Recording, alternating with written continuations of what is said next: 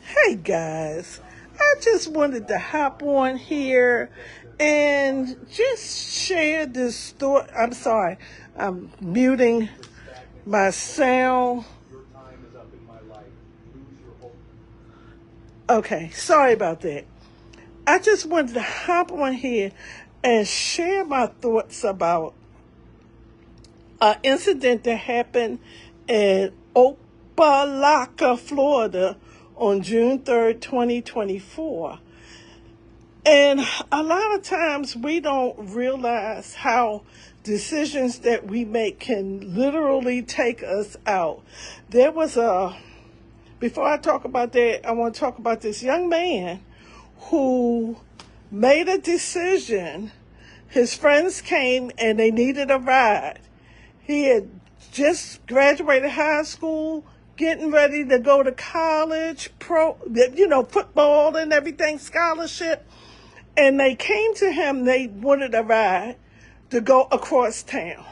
Little did this young man know that they was going across town to kill someone. So I saw this on First 48. It's been a while ago. And when they found them, the young man turned himself in because, he felt, I'm innocent. I didn't do anything. I didn't know what they was going to do. But because he was the driver of the car, his whole life, and I mean his whole life, went down the drain because of who he was affiliated with, who he associated with. And the Bible tells us about the company that we keep. You have parents that say, you don't need to be with so-and-so, so-and-so. They're not a good influence. And in this young man's case, they were not a good influence. But the incident in Opelika, Florida, that happened on June 3rd, 2024, this man, his name was Keon Bernard Smith. He was married. He had 8 children. He was a football coach for the high school there in Florida. And he made a decision that he was going to have a girlfriend. Now, how long he had this girlfriend I couldn't find no information on that. But he made a decision that he was going to have a girlfriend. And the girlfriend had an ex-boyfriend who was said to have been extremely jealous. And he had broken into the apartment. They had been living together. The girlfriend and the ex-boyfriend, they had been living together, and apparently they had broke up. I couldn't get a whole lot of clarity on any of that either. I did find out that the girlfriend was working in the school system, and but Mr. Smith made a decision that he was going to commit adultery. Now, how long this had been going on, it don't say. If it was early in the adulterous relationship, it could have been. I don't know. I couldn't find no information on it. But what I did find is that the ex-boyfriend broke into the home and he had threatened Mr. Smith. And then the ex-boyfriend turned around and came back. Mr. Smith was outside and shot him several times. He shot him several times, and he was killed right there on the scene. Because of the decision that he made, he was killed right there on the scene, dead. Because he made a decision that he was going to commit adultery. Now, a lot of times we think we're getting away with stuff, but that's not so.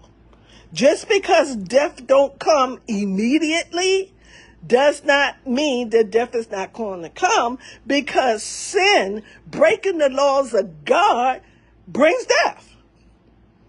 The wages of sin, you have to pay the cost. Everything has a cost. The wages of sin It's death. Period. Point blank. There's no way around it but one. Now, you may reap the consequences of your sinful ways, but Jesus Christ gave us all a way to not pay those wages. Jesus Christ gave us a way. He paid the wages due sin for us. He came from eternity. He ministered for 3 years, 3.5 years, and he went on the cross. And he rose again. So the price, the wages for sin, which is death, was paid by Jesus Christ. So I want y'all to think about it. You know, we be out there, I'm looking at a couple of other articles, and they talk about people, having accidental overdoses and things of that sort. Yeah. When you abuse your body, when you go against the laws, the invisible laws, the internal laws, and you abuse your body, there's always going to be a price. Always.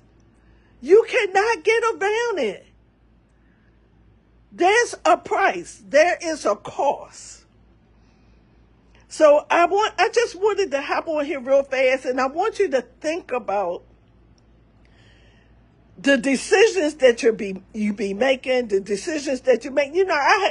When I was confronted with the decisions that I had been making in 1996, and God allowed the full weight of my guilt and my shame to rest upon me, I realized what Psalms 51 was saying. Against you and you only, Lord, have I sinned and done that which is evil, done that which is wicked before you. So we think God don't see. A lot of times we think he don't see, he don't hear. He's not like our idols. The things that we make idols, drugs, marijuana, a man or a woman. He's not like them. He sees all things. He keeps account of all things. But back to what I was saying, when I felt the whole weight of my guilt and my shame, I remember saying, but I just feel so guilty. Because I literally was guilty. I was doing everything I thought I was big enough, bad enough, grown enough to do, and some. And yes, I was guilty. I sinned against God. And I could not pay that price. And I am grateful that Jesus stepped in and paid that price for me. Because right now, you wouldn't even know nothing about me. Because I probably wouldn't be here. I would probably be in hell somewhere paying the price for my sin. So with that said, I would like for y'all to think about it. Sometimes it only takes one time. It only takes one time to say, Lord, I am a sinner and I have sinned against you. I have messed this life up. Take it. I give it back to you. Help me to change. Or you can continue down that road, and though it may not happen today, it could happen tomorrow. It only takes one time, one bad decision, hey, can I get in the car and drive off with somebody and you never return back home? One time. It only takes one time that changed the whole trajectory of your life. So just think about that. Have a great day.